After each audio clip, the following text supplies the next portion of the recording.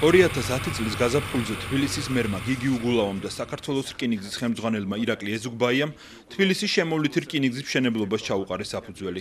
ტელეკამერების წინ დაწყებული მშენებლობა ხელისუფლებამ 21 საუკუნის პროექტად გამოაცხადა და საზოგადოებას მის სარგებლიანობაზეც უამბო. ეს არის დიდი პროექტის დასაწყისი. იმ პროექტის დასაწყისი, რომელიც ძალიან ბევრ სიკეთეს უკადის თბილისს და თბილისელებს. შემოვლითი რკინიგზის მშენებლობა 2013 წელს უნდა დასრულდეს. პროექტი 28 კილომეტრის სიგრძის ახალი, ორლიანდაგიანი ხაზის მშენებლობას ითვალისწინებს. ამ პროექტით რკინიგზა ტვირთების გამტარობის გაუმჯობესებას გეგმავს. ახალი რკინიგზის აგების შემდეგ თბილისის ცენტრში მატარებლები აღარ ივლიან. დედაქალაქის აღმოსავლეთით ნავთლუღის რკინიგზის სადგური დარჩება, დასავლეთით კი დიდუბის. ახალი რკინიგზა აღმოსავლეთს და დასავლეთს თბილისის შემოვლით დააკავშირებს. იქ სადაც დღეს რკინიგზა გადის, განაშენიანება მოხდება. შემოვლითი რკინიგზის მშენებლობა შეპესე საქართველოს რკინიგზა კურირებს, რომელიც 100%-ით სახელმწიფო კომპანიაა.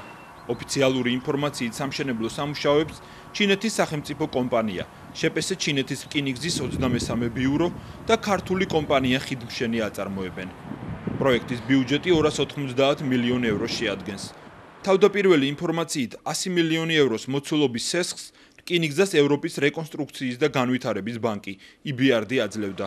დანარჩენი თანხა კი რკინიგზას უნდა მოეძიებინა. ახალი სარკინიგზო მაგისტრალის სათავეს სოფელ ლილოდან იღებს.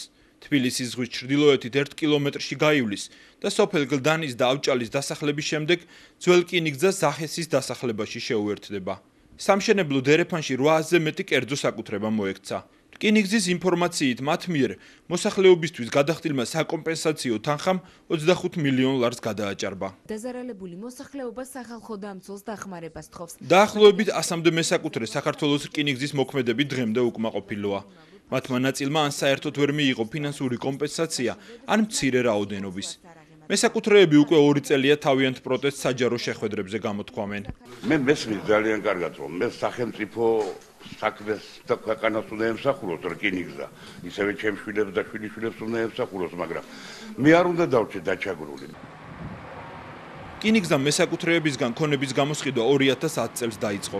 მესაკუთრეების ნაწილმა საკუთრება ყიდვა-გაყიდვის ხელშეკრულებით დათმო. დარჩენილ მესაკუთრეებს ქონების დათმობა იძულებით, ექსპროპრიაციის წესით მოუხდათ. ექსპროპრიაციის უფლება საქართველოს კანონმდებლობა იძლევა. ამ შემთხვევაში აუცილებელი საჭიროებიდან გამომდინარე, მესაკუთრის სურვილის მიუხედავად სახელმწიფოს საკუთრება მიაქვს. ოღონდ მესაკუთრეს სამართლიან კომპენსაციას უხდის. ნაციონალური არხები რკინიგზის ინფორმაციაზე დაყრდნობით აცხადებდნენ, რომ რკინიგზის შეთავაზებულ ფინანსურ კომპენსაციას, რომელიც საბაზრო ფაზზე მაღალი იყო, მესაკუთრეები ნებაყოფლობით თანხმდებოდნენ.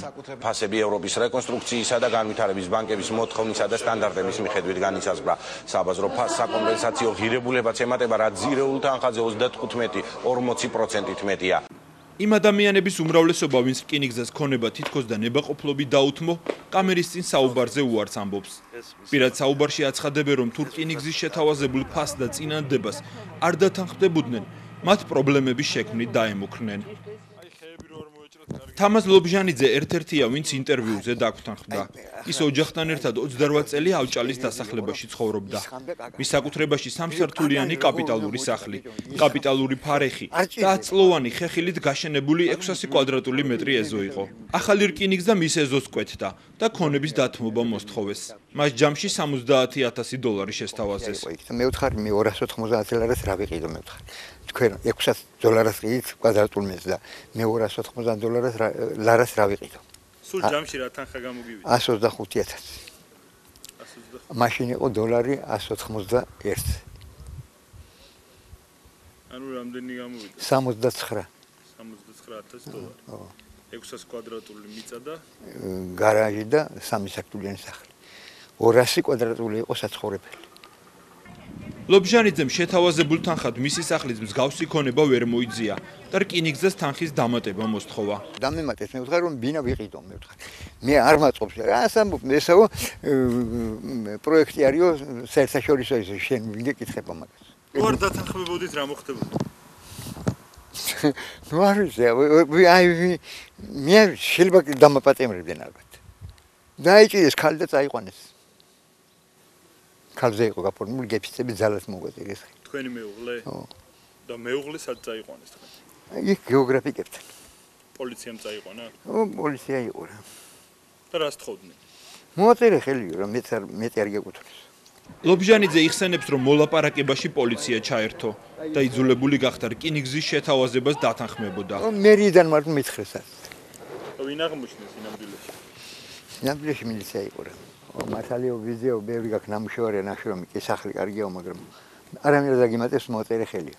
სწორედ გაფორმებული გექნება რამეო კიდო ისა რა ქვია უკანონოდ მიშენებული რამეო დაგაჯარიმებთ 10000 და მაგას ფული მოაკლდება კიდო და გავხდი იძულებული რომ მომეწერა ხელი.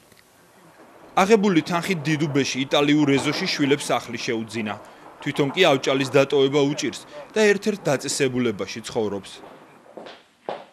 ამავე მეთოდით პოლიციის გამოყენებით ასობით მესაკუთრე დაითანხმეს, ამბობს ადვოკატი ზაქარია ქუცნაშვილი, რომელიც რკინიგზისგან დაზარალებულ 80-მდე მესაკუთრეს სასამართლოში იცავს. აი ამ 811 მესაკუთრედან 600 დაითანხმეს ნებაყოფლობით გამოსყიდვაზე, სანამ რკინიგზა შეიძენდა ექსპროპრიატორის უფლებას, ვითომ გაყიდეს ამ ხალხმა ეს მიწისმნაკვეთები რკინიგზაზე. ესმის და ნებაყოფლობით მოუნდათ აი 27 კილომეტრზე მცხოვრებ 600 მესაკუთრეს, რომ გაიყიდათ ეს მიწისმნაკვეთები აი ამ სიმბოლურ ფასად რკინიგზაზე. მე ბევრმა მომართა ამის თაობაზე, რომ პოლიციამ მიეკითხა სახლში ამ მესაკუთრეებს, ატარებდნენ პოლიციის ერთი განყოფილება და მეორე განყოფილებაზე. უარს არიტყვით თქვათ დავაზე, ამ შემთხვევაში ჩვენ პრობლემებს შეგიქმნით. საქართველოს რკინიგზის მიმართ პრეტენზია ყველა იმ უბნის მოსახლეობის ნაწილს აქვს, სადაც შემოვლითი რკინიგზა გადის. ჩვენ მათ შესახებ თანმიმდევრობით მოგითხრობთ.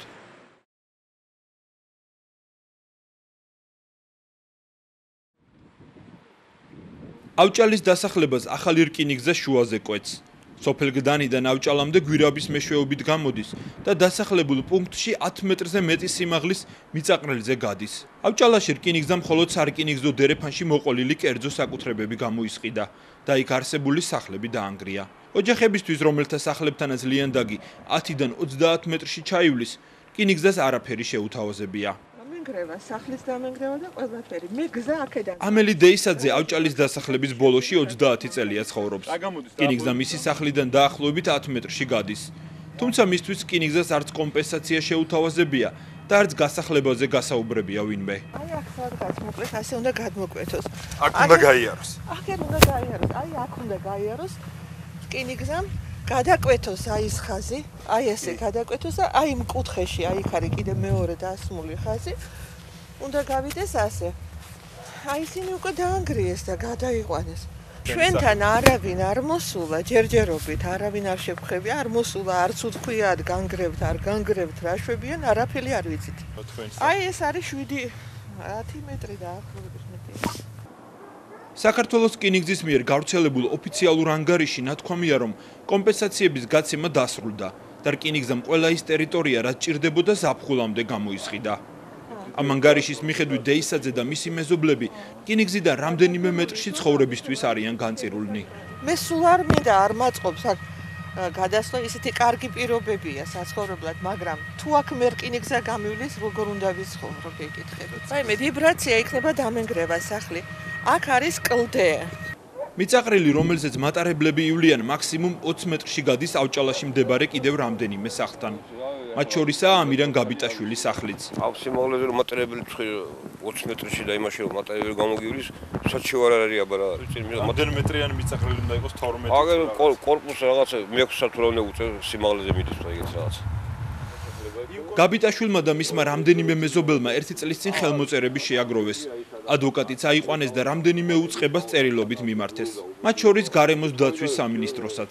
ითხოვდნენ გაერკვიათ, რა საფრთხე შეიცავდა რკინიგზის მათ სახლებთან გავლა და ეკუთვნოდათ თუ არა ფინანსური კომპენსაცია. ავჭალელებმა ბრძოლა მალევე შეწყვიტეს და სამინისტროში შეტანილი განცხადება უკან გამოიტანეს. მიზეზების გარკვევა შევეცადეთ, მაგრამ ერთ-ერთმა ორგანიზატორმა ქალბატონმა კამერის დანახვისთანავე საუბარზე უარი გითხრა. მოაგვარეთ საბატონო. ვინ მოგვარები ეს? ესელიასთან შეიძლება რომ მივიდეთ საიტზე. რატომ თქვენ მოსახლეობამ საკუთარ მოთხოვნებზე უარი? ამაზე საუბარს ავჭალელები თავს არიდებენ. შეიძლება რომ ჩაგწეროთ? რაში? აი ფილმს ვამზადებ ამ შემოვლით რკინიგზაზე, ვინმე პრობლემა აქვს, არა აქვს პრობლემა. და უბრალოდ ორგანიზაციამ მწვანე ალტერნატივას თანამშრომლებმა ავჭალელების საკითხი შეისწავლეს. ორგანიზაციაში ამბობენ, რომ ამ ადამიანებს რკინიგზა სერიოზულ პრობლემებს შეუქმნის, რომელსაც მოსახლეობა ჯერ ვერ აცნობიერებს. პროექტში პირდაპირ წერია, რომ ავარიის შემთხვევაში ერთი ვაგონის აფეთქების შემთხვევაშიც კი 100 მეტრის რადიუსში არათუ ცოცხალი არსება ზოგადად. შენობა ნაგებობებიც კი მიწასთან სწორდებოდა. 18-20 მეტრის სიმაღლის მიწაყრილი, რომელსაც რკინიგზა გეგმავდა, პრაქტიკულად აღმოჩნდებოდა მათ ეზოში. და მათ ამის შესახებ არც არავინ უკავშირდებოდა, არც არანაირი კომპენსაციაზე საუბარი არ იყო. რკინიგზის დაკვეთით რამდენიმე ორგანიზაციამ პროექტის გარემოზე ზემოქმედების შეფასება, ეგრეთ წოდებული გეზეშე მოამზადა, სადაც რკინიგზის მშენებლობის კონკრეტული შედეგები და შესაძლო საფრთხეებია გაანალიზებული. ვინაიდან აქ ძირითადად ნავთობპროდუქტების დატვირთულმა შემადგენლობებმა უნდა იმოძრაონ, შემფასებლებმა აფეთქების სცენარიც განიხილეს. სცენარი ნომერი 1. ბენზინის ცისტერნის აფეთქება. ბენზინის ცისტერნის შესაძლო აფეთქების შედეგად მოსალოდნელია 100 მეტრის რადიუსში შენობების 100%-ით ნგრევა და შენობა ნაგებობების გარეთ მყოფი მოსახლეობისთვის უკიდურესად მძიმე, პრაქტიკულად ლეტალური შედეგები. 300 მეტრის რადიუსში შენობების საშუალო სიძლიერის ნგრევა და შენობა ნაგებობების გარეთ მყოფი მოსახლეობის ძლიერი ფიზიკური დაზიანება, ტვინის ტრავმები გონების დაკარგვით, სმენის ორგანოების დაზიანება, სისხლდენა ცხვირიდან და ყურებიდან, ძლიერი მოტეხილობები. 400 მეტრის რადიუსში შენობების მცირე ნგრევა და შენობა ნაგებობების გარეთ მყოფი მოსახლეობის მსუბუქი ფიზიკური დაზიანება, მსუბუქი კანტუზია, სმენის დროებითი დაკარგვა, სახსრების დაზიანება და მოტეხილობები. 700 მეტრის რადიუსზე განთავსებული შენობები იქნება უკვე დარტყმითი ტალღის ზეგავლენის ზონის გარეთ. ვკითხულობთ გარემოზე ზემოქმედების შეფასების ოფიციალურ დოკუმენტში. გარდა შესაძლო აფეთქებით გამოწვეული საფრთხისა გეზეშეს მიხედვით, რკინიგზის სიახლოვეს მცხოვრებ მოსახლეობას ნავთობპროდუქტების სუნი, მატარებლის გადაადგილებისას წარმოქმნილი ხმაური და ვიბრაცია შეაწუხებს. გეზეშეში შეტანილია რუკები, სადაც წითლადაა მონიშნული ის ადგილები, სადაც ხმაური, სუნი და ვიბრაცია ზენორმატიული იქნება. როგორ აპირებს რკინიგზა ამ შედეგებისგან მოსახლეობის დაცვას ავჭალელებმა არიციან. მატარებლები ამ კორპუსის მე-6 სართულის გასწვრივ დაახლოებით 30 მეტრში იმოძრავებენ. აქ ცხოვრები ათეულობით ოჯახისთვის საქართველოს რკინიგზას მათი უსაფრთხოების დაცვის სტრატეგია არ გაუცნია. მათთან მოლაპარაკებაზეც არავინ მისულა. წეს აიგრი გამოდის. ეს რომელ სართულზეა მე-9-ზე? და მთელი ღამე მუშაობენ აი ლოდებს ტრიან. ავჭალელები დღემდე გაურკვეველი მომავლის მოლოდინში არიან. ვისაკუთრებაზეც რკინიგზა გადის და კომპენსაცია მიიღო, კმაყოფილია თუ უკმაყოფილო, მაინც დუმს. არც ისინი აქტიურობენ, ვინც კომპენსაცია ვერ მიიღო, მაგრამ ზარალდებიან. რკინიგზას მწირი კომპენსაციის გადახდაში რამდენიმე ათეული მესაკუთრე ადანაშაულებს. ვიდრე ამ მესაკუთრეების შესახებ მოგითხრობთ, მოდით კომპენსაციის გაცემის პროცედურას გავეცნოთ. საქართველოს რკინიგზამ საკომპენსაციო თანხების განსაზღვრისთვის სახელმწიფო ორგანიზაცია ლევან სამხარაულის სახელობის ექსპერტიზის ბიურო დაიქირავა. ექსპერტიზის ბიურომ დათვალა, რა თანხა უნდა გადაეხადა რკინიგზას 1 კვადრატულ მეტრ მიწის ნაკვეთში, შენობა ნაგებობაში თუ ხეხილის ნარგავებში. სამხარაულის ბიურომ 8-ზე მეტი უძრავი ქონება შეაფასა. სწორედ მათ მიერ განსაზღვრული კომპენსაცია გადაუხადა რკინიგზამ იმ ადამიანებს, ვისაც ქონება იძულებით ექსპროპრიაციის წესით ჩამოართვა. საქართველოს კონსტიტუციის თანახმად იძულებით ჩამორთმევის დროს მესაკუთრემ სამართლიანი ფასი უნდა მიიღოს. უფრო პოპულარულ ენაზე რო ვთქვათ, საბაზრო ფასი. 80-მდე მესაკუთრე რკინიგზის შეთავაზებულმა კომპენსაციამ არ დააკმაყოფილა და დღეს სასამართლოში იბრძვის. თუმცა აქ ერთი მნიშვნელოვანი დეტალია. როცა მესაკუთრეებმა კომპენსაციაზე უარი თქვეს, რკინიგზამ საკუთრება ჩამოართვა, რის შემდეგაც რკინიგზამ საკომპენსაციო თანხა ნოტარიუსის ანგარიშზე განათავსა. ნოტარიუსმა მესაკუთრეებს წერილი გაუგზავნა, სადაც აღნიშნული იყო, რომ თუ ამ თანხას ანგარიშიდან 3 თვეში არ გაიტანდნენ, მომდევნო თვეებში თანხას მისი შენახვის საფასური გამოაკლდებოდა. მესაკუთრეების უმრავლესობა იძულებული გახდა შეთავაზებული ფული აეღოთ, თუმცა მათ სამართლიანი კომპენსაციის მოთხოვნით სასამართლო ბრძოლა წამოიწყეს.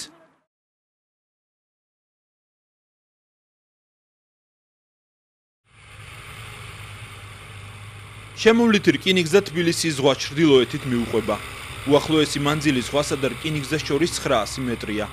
დერეფანი ძირითადად სასოფლო-სამეურნეო ნაკვეთებზე გადის, სადაც მესაკუთრეებს წლების განმავლობაში ხორბალი და ქერი მოჰყავდათ.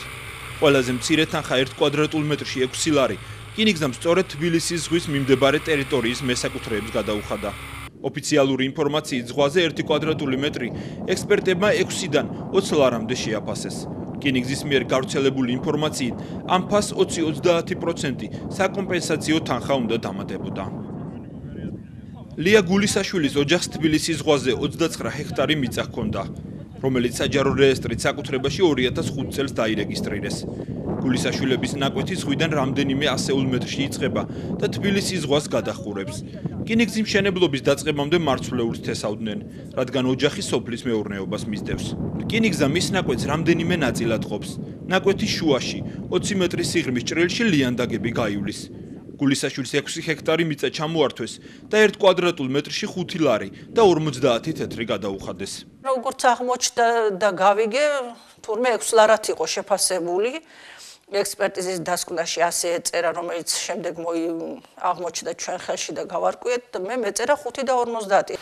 მაგ ფასად 5 ლარი ნახევრად თქვენს ირგვლივ სიახლოვეს შორი ახლოს რაიმე მიწის ყიდვა შეძლებდით?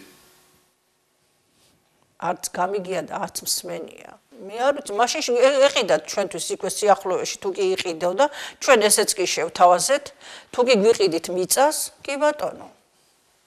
ჩვენის გართულება იმაზე კი არ ქონდა, რომ გინდა თუ არა ამდენი გადაგვიხადეთ, აი რაღაც ეს გვინდა და რაღაც ჭირვეულობები კი არ ქონია. თუნდაც ალტერნატიული ფართი შემოეთავაზებინათ იქვე, ხო, თუ იძახიან რომ 5 ლარად და 3 ლარად იყიდი. რატომ შეაფასეს გულისაშვილების ნაკვეთი 5 ლარად და 50 თეთრად გაუგებარია? ყველა ოფიციალურ დოკუმენტში ზღვაზე მინიმალურ ფასად 6 ლარია დაფიქსირებული. გულისაშვილმა მის გარკვევა ექსპერტიზის ბიუროში სცადა. ზუსტად ის ახალგაზრდა ჩამოვიდა და მომენტი ვნახე და მე ჩემი საბუთები დაუდე იქვე მქონდა და მე უთხარი, აი მე ეს წარმომადგენელი ვარ იქიდან და აი ეს რატო ჩამიწერეთ მეთქი 6 ლარი და თქვენ 5 და 50. იცით რაო ქალბატონო ესე ამიხსნა, აი ბაზარიო ხო იცით რა არის ვაჭრობაო. აი თქვა ბაზარში ხარ და რამეს ყიდიო. და ვიღაცა მოვიდა და გითხრა ქალბატონო ოპტომ წავიღებო და დამიკელი 50 თეთრიო. და ესე ვინაიდანო ფართობიო თქვენი მეტი იყო, ამიტომ 50 თეთრი ჩამოგაგელითო. 1 კვადრატული მეტრი მიწის 6 ლარად შეფასება საბაზრო ფასთან არაფერ კავშირშია და მასზე რამდენჯერმე ნაკლებია. ამბობს გულისაშვილების ადვოკატი. ჩვენ საბაზრო ფასზე 20-30% ნაკლებს ვითხოვთ რა დღეს გვაქვს მოთხოვნაში დაფიქსირებული. და რკინიგზა ამბობს რომ უფრო მეც გაძლევთო. როგორ არის საბაზრო 6 ლარი თბილისის ზღვაზე საბაზრო ფასზე 20-30% მეტი. ეს არის 3ჯერ ნაკლები ვიდრე საბაზრო ფასი. უძრავი ქონების ყიდვა გაყიდვის განცხადებების და ვებგვერდების შესწავლით ადვილად დარწმუნდებით რომ თბილისის ზღვაზე 6 ლარი საბაზრო ფასი ან უფრო მეტი ნამდვილად არ არის. ჩვენს მიერ მოძიებული მასალებით ზღვაზე 2010 წელს 1 კვადრატული მეტრი მიწის ფასი 12-დან 50 დოლარამდე მერყეობდა. ამ ტერიტორიაზე მინიმალური სახელმწიფო ფასი 14 ლარია. ეს საკრებულოს მიერ დადგენილი ნორმატიული ფასია. რეალურად კი თბილისის მერია ზღვაზე 1 კვადრატულ მეტრ მიწას 20-დან 35 ლარამდე ყიდის. მიზერული ფასის გადახდის პარალელურად გულისაშვილები რკინიგზამ სხვა მხრივაც დააზარალა. მათ ნაკვეთში გარდა ლიანდაგის 10 მეტრის სიღრმის საწრეტი არხიც უნდა გავიდეს. საწრეტ არხს და რკინიგზას შორის გულისაშვილების კუთვნილი 50,000 კვადრატული მეტრი ფართის ნაკვეთი რჩება, სადაც მარცვლეულის დათესვა თითქმის შეუძლებელია. ორი მხრიდან ღრმაჭრილი ნაკვეთს ბუნებრივი წყლისგან გამოაშრობს, რაც მიწის გაუვარგისებას გამოიწვევს, რადგან ეს ტერიტორიის ხელოვნურად მორწყვა შეუძლებელია. გაუვარგისებული ნაკვეთის შესყიდვაზე მესაკუთრეებს რკინიგზამ უარი უთხრა. ჩემი მოთხოვნა იყო ის, რომ ის ფართობი, რომელიც ჩემთვის უკვე გამოუსადეგარია და ვერც ვერაფერში გამოვიყენებ, ცარიელად დამრჩება მიწა ესე, რომელიც მოსავლიანი აღარ იქნება. ეს მინდოდა რომ წაეღოთ და შესაბამისად ნორმატიული ანაზღაურება მაინც გადაეხადათ ჩვენთვის. გულისაშვილები რკინიგზას საბაზრო ფასის გადახდას და გაუვარგისებული მიწის გამოსყიდვას დღეს სასამართლოს მეშვეობით სთხოვენ. კიდევ ერთი მესაკუთრე, რომელიც რკინიგზის ზღვის სიახლოვეს გავლამ დააზარალა სესიტაშვილების ოჯახია. 23 ჰექტარ მიწის ნაკვეთს ისინი 30 წელია ფლობენ და აქ 20 წლიანი კაკლის ბაღი აქვს გაშენებული. ეს კაკლები განსაკუთრებული ჯიშისაა.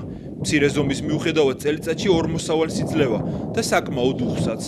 გაყლოვანის წლიური შემოსავალი დაახლოებით 30,000 ლარს შეადგენდა.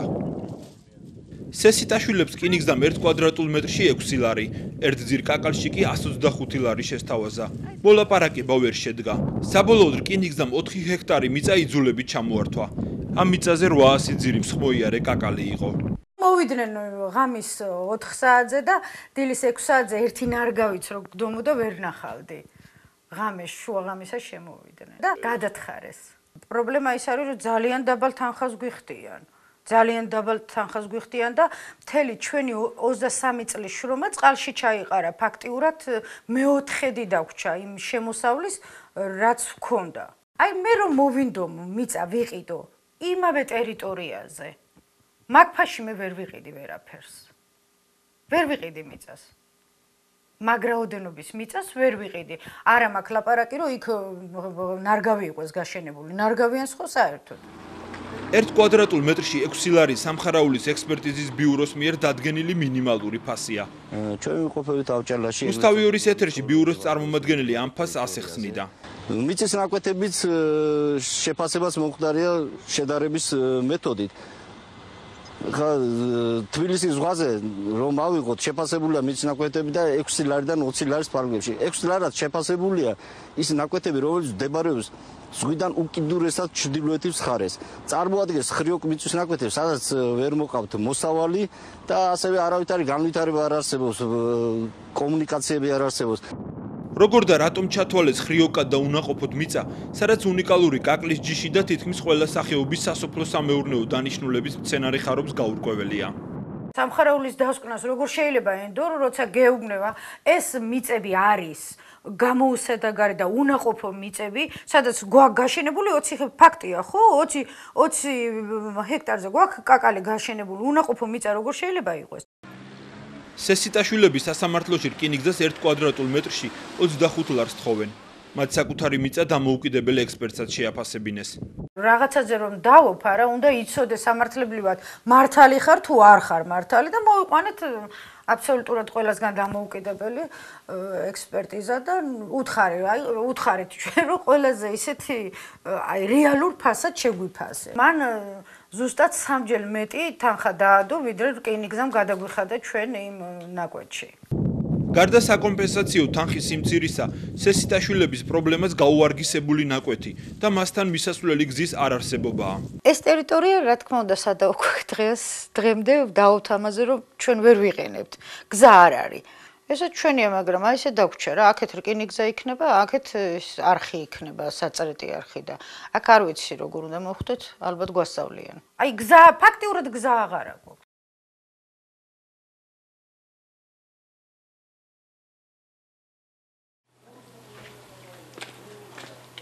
იმ ესაკუთრეებს შორის, ვინც რკინიგზას სასამართლოში ედავება, სოფელ ლილოს მკვიდრი როიმ ბაგაშვილიცაა. ნაკვეთი, სადაც რკინიგზამ გაიარა ბაგაშვილმა, 21 წლის წინ მემკვიდრეობით მიიღო და იქ ხორბალი მოჰყავდა.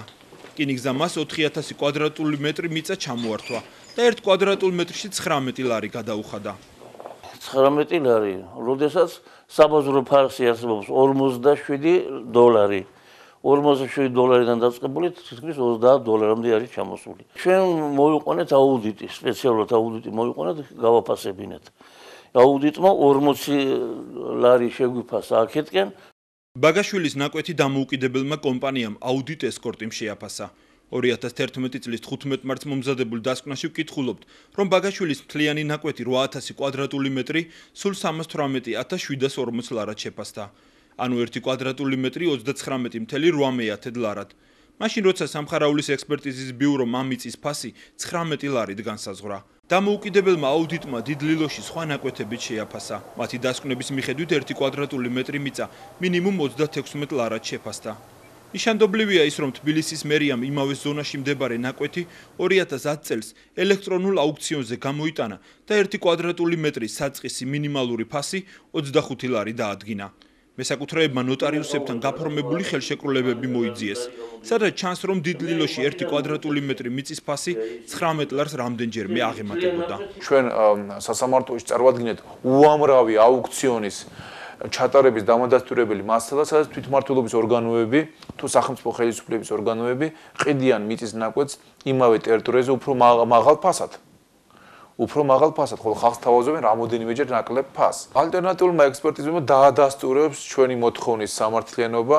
მიუხედავად დაბალი ფასის შეთავაზებისა, დიდი ლილოს ნაკვეთების მესაკუთრეების უმრავლესობამ რკინიგზას საკუთრების ნებით გადაცემაზე მოუწერა ხელი. დღეს სასამართლოში მხოლოდ მესაკუთრეების ნაწილი იბრძვის. არავინ არ მოაწერა თავიდან ხელი და აი ამ დაშინებით რო უთხრეს რომ აი სხვაგან მოგცემენ ტერიტორიას, მინდორში, სხვაგან აი რაიონებში და იცოდეთ რომ დაკარგავთ ყველაფერს. აი შეშინები და დაშინებით მოაწერინეს ხელი და ანაზღაურებინეს ის დაბალი ფასები, აი რომელიც შემოთავაზეს. პირად საუბრებში მესაკუთრეების ნაწილი ამბობს, რომ მათზე ზეწოლას რკინიგზისგან შერჩეული შუამავლები ახდენდნენ. ოფიციალურად რკინიგზის შუამავალი კომპანია გეოგრაფიკი იყო. გეოგრაფიკმა მესაკუთრეებთან მოლაპარაკება სამ პიროვნებას დაავალა. მესაკუთრეების ადვოკატის მიერ სასამართლოში წარდგენილი მტკიცებულებებით, ეს სამი ადამიანი მიწის მესაკუთრეთა უფლებების დაცვის ასოციაციის თანამშრომლები იყვნენ. რაც შეეხება მოლაპარაკების პროცესის წარმოება დაევალა შვპს გეოგრაფის, თუმცა მოლაპარაკება აწარმოა მიწის მესაკუთრეთა ასოციაციის თანამშრომლებმა. თავიდან ბოლომდე ეს მოლაპარაკება აწარმოეს მათ, შეხვედრებით მიწის მესაკუთრეთა ასოციაციაში ხდებოდა მესაკუთრეებთან და ფაქტობრივად ისინი აწარმოებდნენ მოლაპარაკებას, აი როცა გითხარით, დაითანხმეს მეთქი. ყველასთვის ცნობილია, რომ ამ ასოციაციის დამფუძნებელი და ასე ვთქვათ, ეგრეთ წოდებული კრიშა არის ბატონი მერაბიშვილი, შესაბამისად რკინიგზას გადაახდეინეს ფული ფაქტობრივად საკუთარ ასოციაციაზე. მიწის მესაკუთრეთა უფლებების დაცვის ასოციაციის ერთ-ერთი დამფუძნებელი მართლაც შინაგან საქმეთა მინისტრი ივანე მერაბიშვილია. ორგანიზაციის მხრიდან მესაკუთრეებზე ზეწოლაზე საუბრობს საკრებულოს რესპუბლიკელი წევრი თინა ხიდაშელი, რომელიც შემოვლითი რკინიგზით დაზარალებული ადამიანების მხარდამჭერ აქციებს მართავდა და მათ ინტერესებს იცავდა. მთელი იდეა ის იყო, რომ ის ორგანიზაცია, რომელიც მათთან სალაპარაკოდ მიდიოდა, იყო ვანოს ორგანიზაცია. რაც უკვე თავისთავად ქმნიდა განცდას, ზეწოლის ფორმა არის ძალიან მარტივი. ადამიანებს ეუბნებოდნენ, აგერ არის ხელშეკრულება. ამდენ X ლარს გიხდით. ამას თუ თანხმობას არ იტყვით, საერთოდ ვერაფერს ვერ მიიღებთ. და ნუ სადაც გინდა მედავე, წადი სასამართლოში კი ბატონო. სტანდარტული სცენარია. ადამიანებს ჰქონდათ არჩევანი, ან იმ წუთას მიეღოთ ის საკომპენსაციო თანხა, რასაც მათ სახელმწიფოს თავაზობდა, ან ჩაბმულიყდნენ მრავალწლიან დავაში სასამართლოში, რომელიც ამ ქვეყანაში სასამართლოს იმიჯიდან გამომდინარე და ნდობის ხარისხიდან გამომდინარე, მაინც და მაინც დიდი პერსპექტივის იმედს არ ტოვებდა. მესაკუთრეებზე ზეწოლას გამორიცხავს მიწის მესაკუთრეთა უფლებების დაცვის ასოციაციის პრესპიკერი. თუმცა ადასტურებს, რომ მესაკუთრეებთან მოლაპარაკებას მათი თანამშრომლები აწარმოებდნენ. რამდენადაც ჩვენი მხრიდან არანაირი ზეწოლა არ ყოფილა მათზე და ეხლა ვიცი მხრიდან იყო, ეხლა ამას ორგანიზაცია არ ვიცი, ჩვენი მხრიდან ნამდვილად არ ყოფილა. ყველასგან განსხვავებული და საინტერესოა კიდევ ერთი მესაკუთრის, ნარგიზა ისმაილოვას ისტორია. მისთვის საკუთრება ჯერ არ ჩამოურთმევიათ. ისმაილოვამ 2008 წელს ლილოს ბაზრობის მიმდებარედ 750 კვადრატული მეტრი მიწა შეისყიდა. ტერიტორია კეთილმოაწყო, კაპიტალური ღობე და რამდენიმე დამხმარე შენობაც ააშენა. როგორც თავად ამბობს, აქ ბიზნეს საქმიანობას აპირებდა. 2010 წელს შეიტყო, რომ მისი საკუთრებიდან რამდენიმე მეტრში რკინიგზას უნდა გაევლო.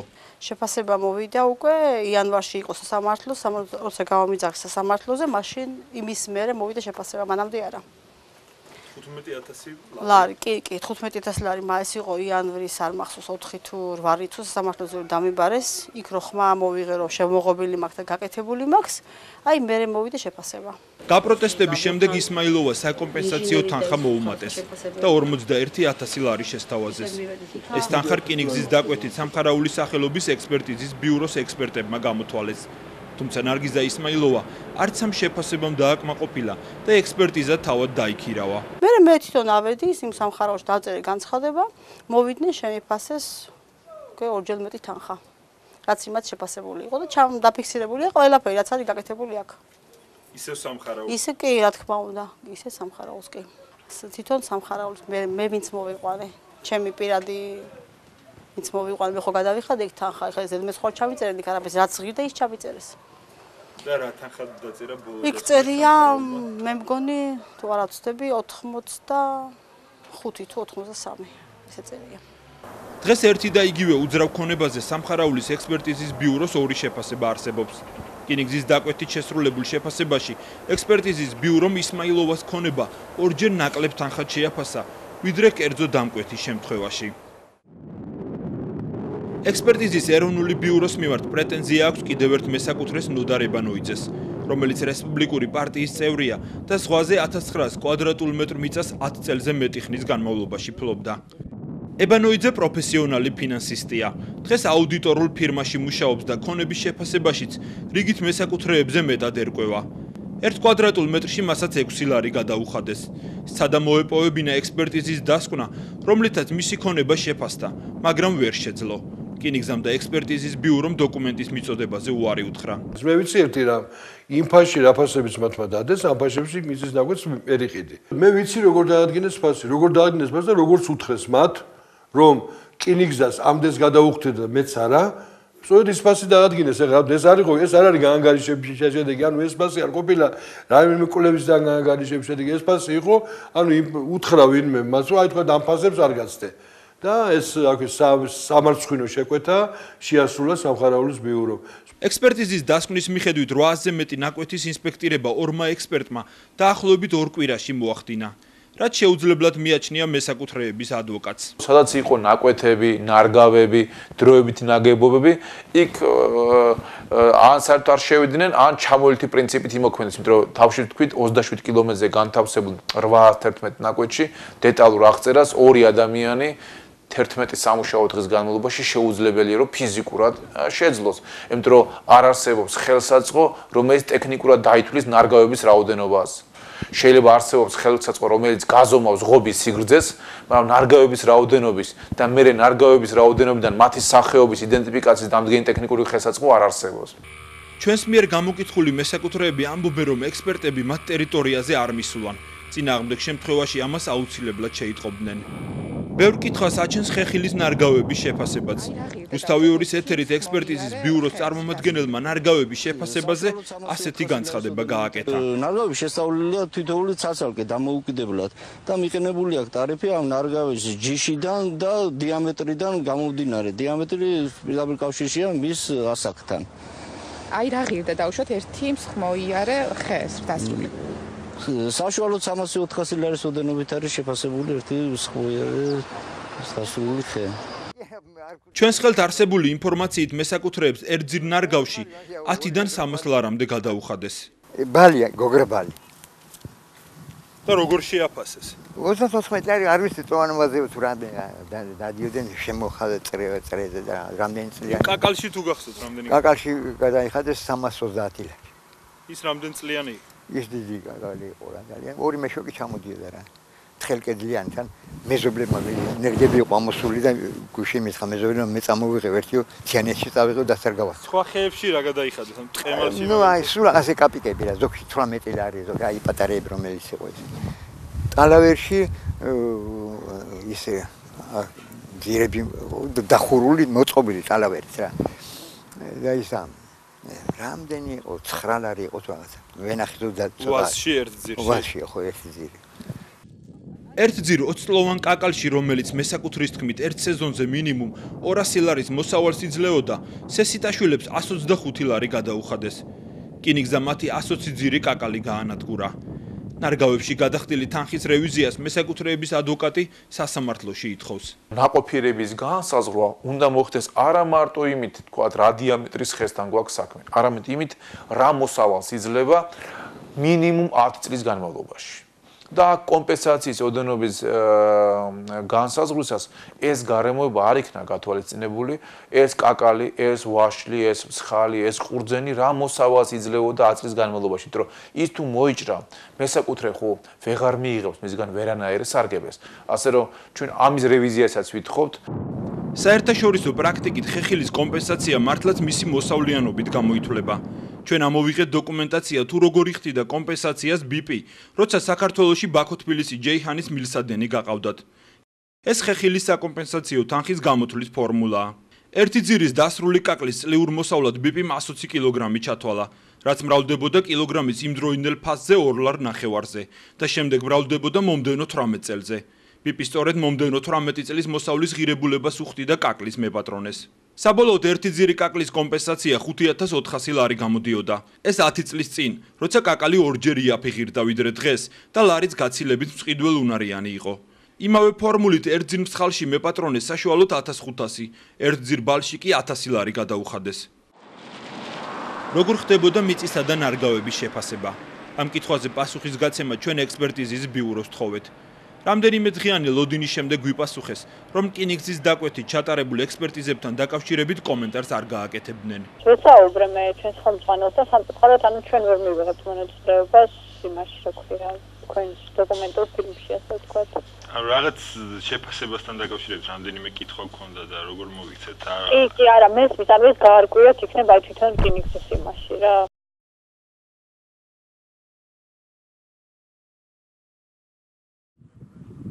კიდევ ერთი პრობლემა, რასაც შემოვლითი რკინიგზის მშენებლობას უკავშირებენ, თბილისის ზღვის შესაძლო დაბინძურებაა. როგორც ზემოთ ვთქვით, ახალი რკინიგზა ზღვიდან 900 მეტრში გადის. გეზესშეს მიხედვით ზღვიდან სასმელი წყლით თბილისის 3 დიდი უბანი მარაგდება. ასევე ზღვის წყლით ირწყვება გარდაბნის რაიონში მდებარე 20000 ჰექტარი ფართობი. ორგანიზაციამ მწვანე ალტერნატივა ერთ-ერთია, ვინც რკინიგზის ზღვასთან გავლას აპროტესტებდა. თბილისის ზღვიდან ყოველ შემთხვევაში მარაგდებოდა და თბილისის 3 უბანი, დაახლოებით 25% თბილისის მოსახლეობის.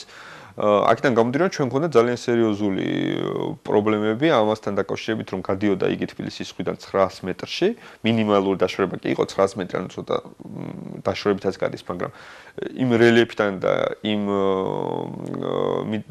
რელიეფიდან გამომდინარე, რაც არის იქ, ანუ რაც ვიცოდით, ეს ჩვენ გვაფიქრებდა სერიოზულად, იმიტომ რომ ყველა მიწისქვეშა, ვთქვათ, გუნდის წყალია თუ რაღაცა, მიმართულება აქვს თბილისის ზღვისკენ. ამ რუკაზე ის ხევებია აღწერილი, რომლებსაც შემოვლითი რკინიგზა კვეთს. ხევების მეშვეობით წყალი თბილისის ზღვაში ხვდება. ეკოლოგები შიშობენ, რომ მატარებლის ავარიის შემთხვევაში იგივე ხევები ზღვაში დაღვრილ ნავთობსად ჩაიტანს. ჩვენ მოვიპოვეთ Georgian Water and Power-ის მეცნიერების მიერ თბილისის ზღვასთან დაკავშირებით მომზადებული დასკვნა, სადაც რკინიგზიდან მოსალოდნელ საფრთხეებზეა საუბარი. თუ ნავთობის გაჟონვისა და დაღვრის შემთხვევაში წყალსაცავში მოხვდება ერთი ცისტერნის ტევადობის თუნდაც 5%, ის დაფარავს წყალსაცავის მთელ სარკეს და შედეგად გამოიწვევს წყალსაცავის ბიოლოგიურ კვდომას. საკმარისია ცისტერნის ტევადობის 10-დან 30%-მდე, რათა წყალმოხმარების მიზნით გამოუსადეგარი გახდეს წყალსაცავის მთელი სასარგებლო მოცულობა. ამ დასკვნას ხელს კომპანია Georgian Water and Power-ის ტექნიკური დეპარტამენტის ეკოლოგი, გეოგრაფიის მეცნიერებათა დოქტორი პროფესორი ნინო კეზევაძე აწერს. კეზევაძეს ჩვენ კომენტარისთვის დაუკავშირდით, თუმცა უარი მივიღეთ. რკინიგზის პროგნოზით 2013 წელს შემოვლით რკინიგზაზე ყოველდღიურად დაახლოებით 30-მდე სატვირთო ეშელონი გაივლის. ამ შემადგენლობების უმრავლესობა სწორედ ნავთობპროდუქტებით იქნება დატვირთული. რკინიგზისვე სტატისტიკით ყოველწლიურად საქართველოში სატვირთო მატარებლის შეჯახების ან ლიანდაგიდან გადასვლის საშუალოდ 10 შემთხვევა ფიქსირდება. რამდენადაა დაცული თბილისის ზღვა ასეთი შემთხვევებისგან დაზუსტებით არც არასამთავრობოებმა იციან და არც ჟურნალისტებმა. რკინიგზაში ინტერვიუს მოცემაზე უარი გითხრეს.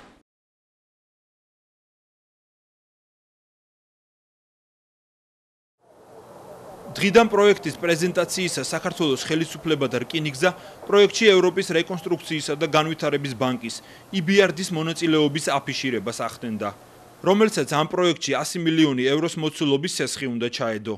EBRD-ის მონაწილეობა ერთნაირად სასარგებლო იყო როგორც საქართველოს მთავრობის იმიჯისთვის, ასევე დღეს უკვე დაზარალებული მესაკუთრეებისთვის. EBRD იყო გარანტია, რომ პროექტი მაღალი სტანდარტით შესრულდებოდა და მასთან შემხებლობაში მყოფი ადამიანების უფლებები მაქსიმალურად დაცული იქნებოდა. თუმცა 2011 წლის ნოემბერში რკინიგზამ ოფიციალური ინფორმაცია გაავრცელა, რომ მათი ინიციატივით EBRD-ის შემოვლითი რკინიგზის პროექტიდან გავიდა.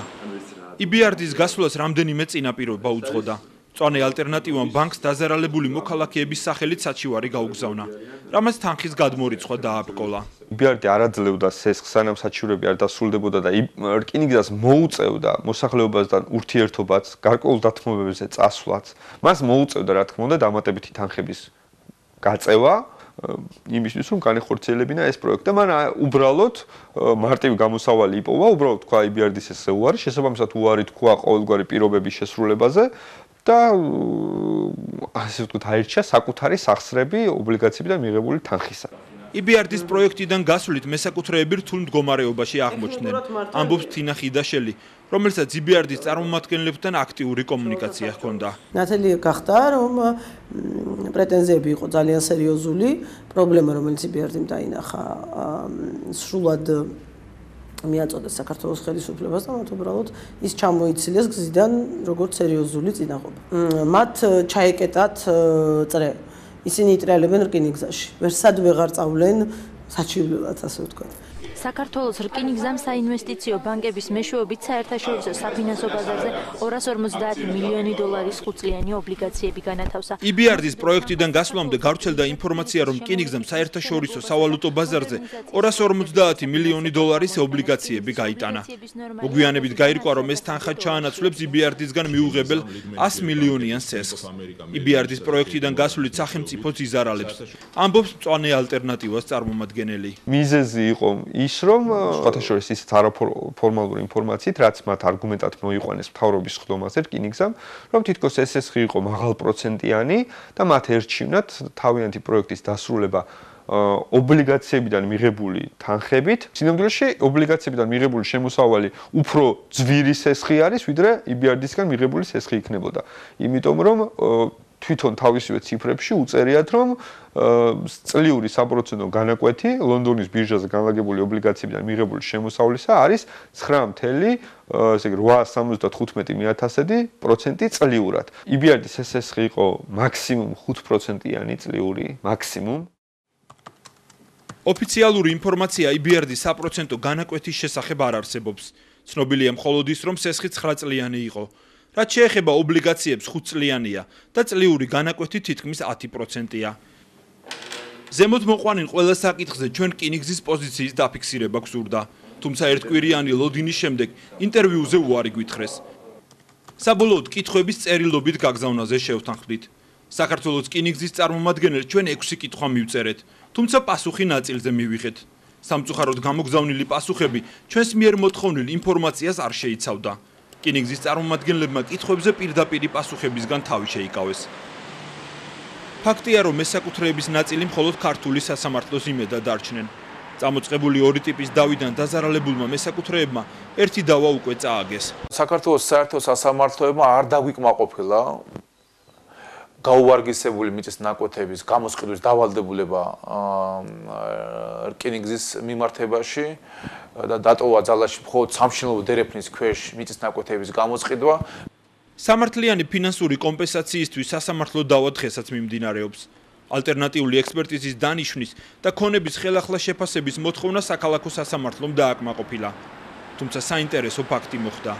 სამწუხაროდ ისევ სამხაროვის ექსპერტიზის ეროვნულ ბიუროს დაავალა ამ ექსპერტიზის ჩატარება, მისი კონტროლის, გაკონტროლების საშუალება უფრო მარტივია და მასზე ზეგავლენის მოხდენა უფრო მარტივია, ვიდრე დამოუკიდებელ ექსპერტი. რკინიგზის სამუშაოები აქტიურად მიმდინარეობს. მშენებლობა 2013 წელს უნდა დასრულდეს. ამის პარალელურად მესაკუთრეების საჩივრებს სასამართლო იხილავს. მათი ნაწილი აცხადებს, რომ სამართლიანი კომპენსაციის მისაღებად ბოლომდე იბრძოლებს.